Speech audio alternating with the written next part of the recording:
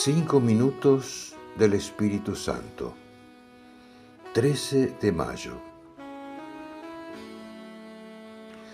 Ven, Espíritu Santo, mira todas esas emociones que a veces se sublevan en mi interior.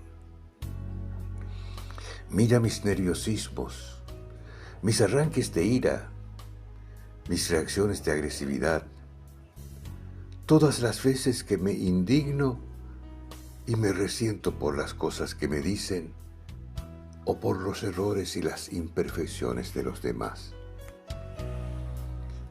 Ven como lluvia mansa a refrescar mi interior, para que no me queme y me enferme a causa de esas tensiones. Ven como brisa tibia que acaricia y devuelve la calma. Ven como música suave que me relaja por dentro.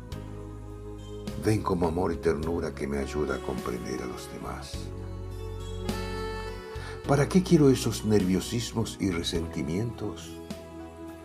Ayúdame a usar mis energías para cosas buenas, porque no quiero desgastarme en lamentos y angustias sin sentido. Ven, espíritu de armonía y de serenidad. Ven para que siempre elija el amor, el diálogo y la amistad.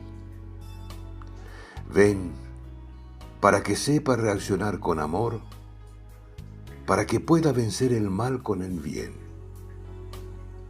porque el amor es siempre el mejor camino. Ven, Espíritu Santo.